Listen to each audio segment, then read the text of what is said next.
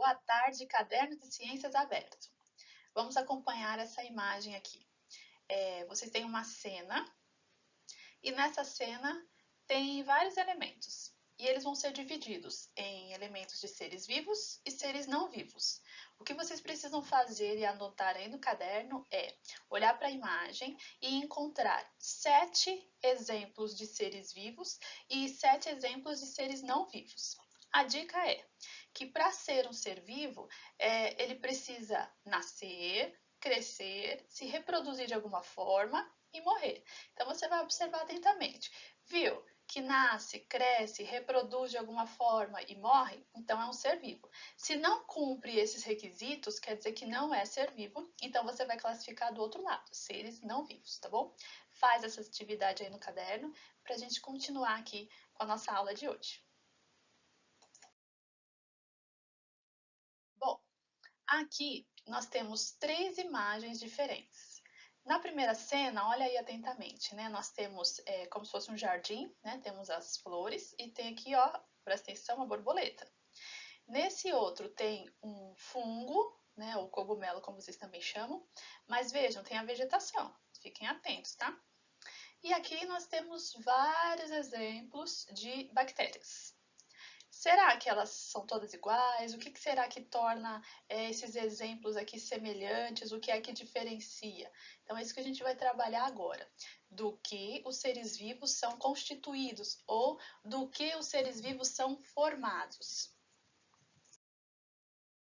Aqui a gente tem um assunto novo, é a citologia. Eu separei em cores para a gente aprender mais fácil. Então, tudo que termina em logia significa estudo. Por exemplo, biologia é o estudo da vida. Geologia é o estudo da terra ou do solo. E assim vai. Só que essa palavra cito é nova para a gente. Então, esse cito significa célula. Citologia, então, vai ser o estudo da célula. O que acontece com a célula? Lá em 1840 foi proposto uma teoria celular. Faltou um R ali, tá bom? Teoria celular. O que essa teoria celular ela representa? Que pesquisadores observaram plantas, alguns animais, insetos, né? A asa do inseto, por exemplo, e eles observaram que esses grupos de seres tinham alguma coisa parecida, uma unidade básica comum, que é chamado de célula. Mas como eles observaram só olhando, não, eles precisavam da ajuda de um instrumento para ampliar essa imagem. Esse instrumento que a gente usa é chamado de microscópio. Mas naquela época não tinha toda a tecnologia que vocês conhecem hoje. Então, para vocês terem uma ideia, o microscópio dessa época ele era iluminado com luz de vela. Mas ainda assim deu para funcionar, a ponto deles descobrirem que as coisas, seres vivos, são formados por células. Por isso é citologia, o estudo da célula que a gente continua agora, tá bom? O que diz essa teoria celular? Que todos os seres vivos são formados por células, unidades morfológicas da vida. Esse morfológico é porque ela tem uma forma e ela tem uma função. As atividades essenciais que caracterizam a vida ocorrem no interior das células. São atividades funcionais ou fisiológicas. Por exemplo, nós temos várias células no nosso corpo humano. Para vocês terem uma ideia, nós temos mais ou menos 10 trilhões de células no corpo. Olha só. E essas células elas não são todas iguais, elas vão ter formas e funções diferentes. Com essas células funcionando, o que acontece no seu corpo? Você consegue exercer a respiração, o seu pensamento, o batimento cardíaco. Então, tudo isso trabalhando através das suas células, tá? No número 3 está dizendo que novas células vão se formar por meio da divisão das que já existem. Então, existe uma célula, ela consegue se dividir. Esse processo de divisão, ele recebe o nome de mitose ou de meiose, que vocês vão aprender mais para frente. Então, as células do seu corpo, elas se regeneram, tá? Elas se dividem e assim você vai tendo a manutenção da vida através das células. O seu sangue, por exemplo, ele se renova mais ou menos de 3 a 4 meses. As células do sangue vão se renovando, tá? As células da sua pele, quando você se coça ou toma banho com aquela esponja, você remove células mortas, mas você não fica enxergando elas, porque lembra, elas são microscópicas. Mas as células da pele se renovam, de dentro do estômago também. Então, para ela fazer essa renovação, é porque a célula consegue se dividir. Então, pessoas, borboletas, cachorros, gatos, minhocas, plantas, flores, fungos, bactérias e todos os demais seres vivos existentes no planeta, eles são constituídos por células, ou seja, são formados por células. Alguns deles vão ter muitas células, como no nosso caso, e aí são chamados de pluricelulares. Pluri significa muito, celulares da célula, tá? Não tem nada a ver com o seu telefone agora, não. E tem ser vivo que é formado com uma única célula só. E aí ele é chamado de unicelular. Uni de um, celular, célula. Uma única célula. Então aqui a gente completa. Os seres vivos são constituídos por, ou são formados por, células. Aqui tem uma definição também. A célula é a unidade funcional e estrutural de todos os seres vivos. Mas quem são os seres vivos? Eles já apareceram nesse slide, mas vamos dar uma olhadinha no próximo. Quem são os seres vivos? Aqui a gente tem uma divisão dos seres vivos em 5 reinos, tá bom? Atualmente utilizamos para fins didáticos, ou seja, para ficar fácil para ensinar, a classificação dos organismos em 5 reinos. Quais são eles?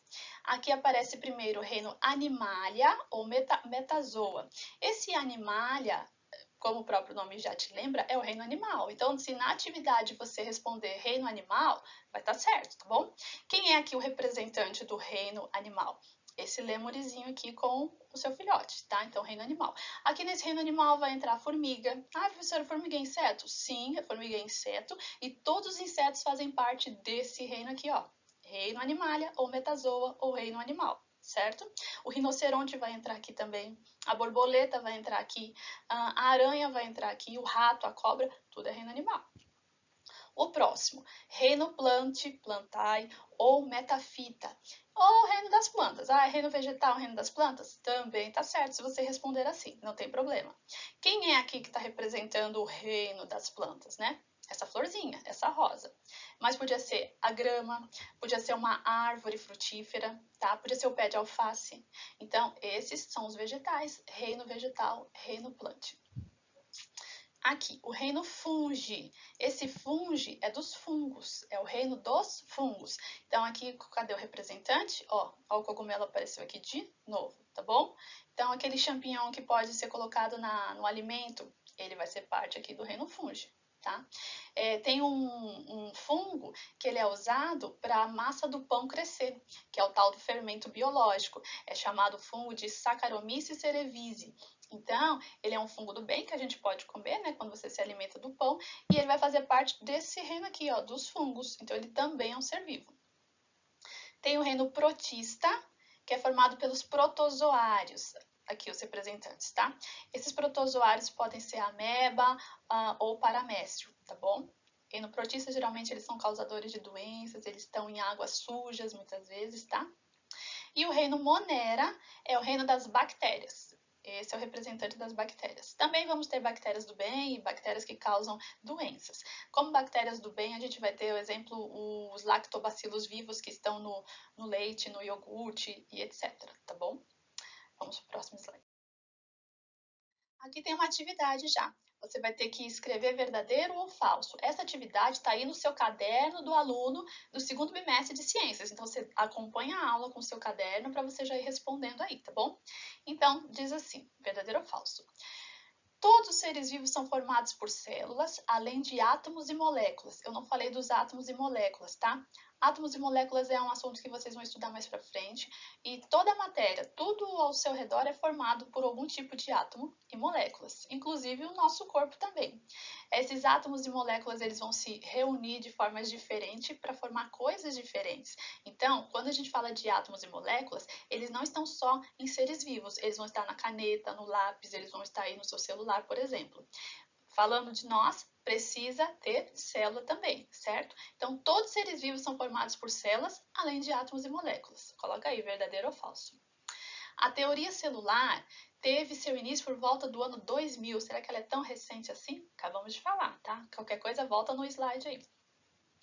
As atividades essenciais que caracterizam a vida acontecem dentro da célula. A respiração, parte da nossa digestão, funcionamento do cérebro, batimentos cardíacos, tá? As minhocas, as flores, os fungos e as bactérias não são seres vivos porque não possuem células. Será? Novas células se formam por meio da divisão celular das que já existem. Elas se renovam, elas se dividem.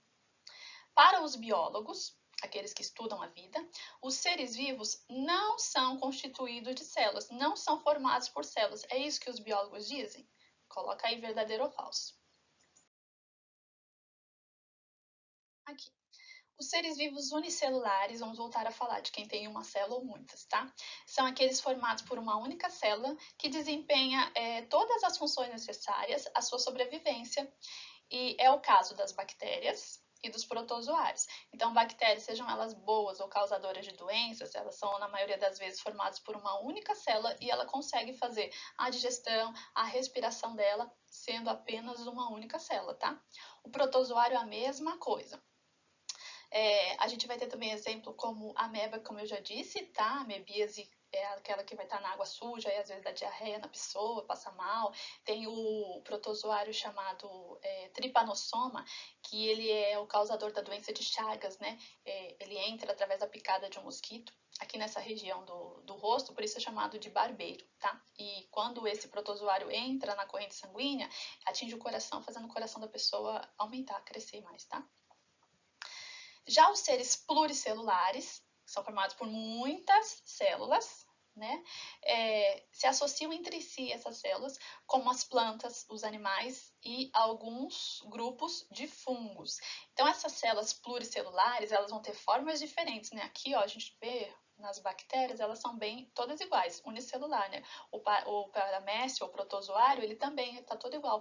Agora, quando a gente chega aqui em flor, em fungo ou no próprio ser humano, nós temos células variadas. Então, a célula do cabelo ela é diferente da célula da pele, que vai ser diferente da célula do sangue. Então, a célula do caule de uma florzinha vai ser diferente da célula da pétala e assim por diante, tá? Atividade.